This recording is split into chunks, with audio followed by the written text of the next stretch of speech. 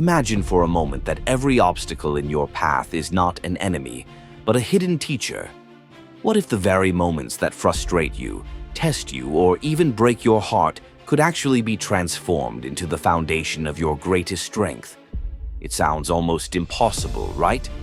Yet for centuries, philosophers have explored this very idea, and among them, the Stoics stand out, masters of navigating chaos with calm, turning pain into wisdom, and teaching us that our response, not our circumstances, defines the quality of our lives. Now, think back to the last time you were caught off guard. Maybe a conversation that pushed your buttons, a setback at work, or even a personal disappointment. Did you meet that moment with clarity and composure? Or did you find yourself pulled by impulse, regret, or anger? This is the fork in the road that Stoicism addresses so brilliantly. At its core, it invites us to respond, not react, to meet life not with blind instinct, but with deliberate choice. And in today's fast-paced, emotionally charged world, this practice is not just relevant, it's revolutionary. So let's journey into this ancient wisdom and uncover how we can train our minds to cultivate stillness, strength, and perspective. The first lesson lies in awareness. The Stoics believed that the key to mastery begins with knowing ourselves, our thoughts, our emotions, our triggers. You can't steer a ship if you don't know where the waves are coming from. In daily life, this means noticing the rising tide of anger, anxiety, or fear before it crashes into action. When you build this awareness, you unlock the ability to pause. And in that pause lies freedom. Freedom to choose differently. Freedom to align your response with your values instead of being enslaved by impulse. The second lesson is the power of the pause. Marcus Aurelius once wrote that between stimulus and response, there is a moment, a space where reason can intervene. Imagine someone insults you, challenges your ideas, or lets you down. The knee-jerk reaction might be to lash out or shut down. But if you cultivate the habit of pausing, even for a few breaths, you create a space wide enough for wisdom to enter. In that space, you can ask yourself, what would the best version of me choose in this moment? That simple question can change the entire trajectory of your response. A third lesson is reframing perspective.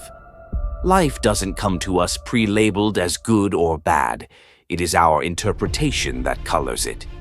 The Stoics mastered the art of seeing challenges not as punishments, but as opportunities to practice strength, patience, or resilience.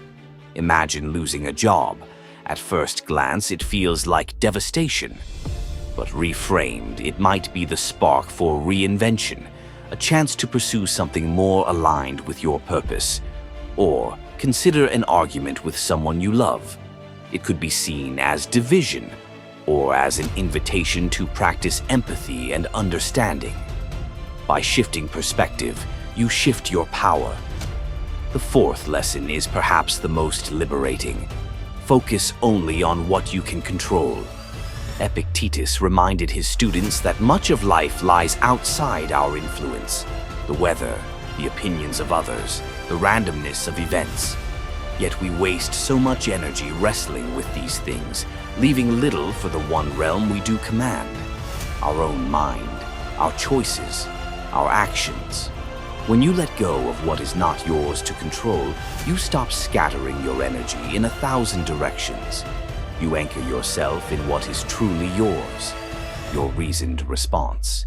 This doesn't mean indifference or passivity. It means clarity, and clarity is power. Finally, the Stoics emphasized reflection. Each day they would look back, sometimes writing, sometimes meditating, asking themselves, did I act with wisdom? Did I let anger rule me? Did I live in alignment with my values? This practice wasn't about guilt or self-punishment. It was about growth, turning each day into a lesson, each failure into feedback, each success into a stepping stone for the next challenge. By reflecting regularly, we keep sharpening the edge of our awareness, ensuring that we live not by accident, but by intention. So why does all this matter?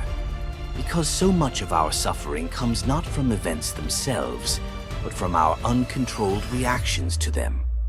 By learning to respond rather than react, we cultivate resilience. We foster deeper relationships built on understanding rather than conflict. We lead with presence instead of panic. Imagine a life where frustration doesn't hijack your peace of mind, where setbacks don't paralyze you but shape you, where you meet chaos not with fear but with steady courage. This isn't fantasy. It's the very transformation Stoicism offers when practiced with intention. The truth is, life will continue to challenge us. We cannot rewrite the script of the world, but we can master how we show up to it. And in that mastery, in that moment of response, we reclaim our freedom. So as you leave here today, remember this. Every pause is an opportunity, every challenge is a classroom, and every choice is a chance to live with greater clarity, resilience, and purpose. That is the art of responding over reacting. That is the wisdom of Stoicism alive in the modern world.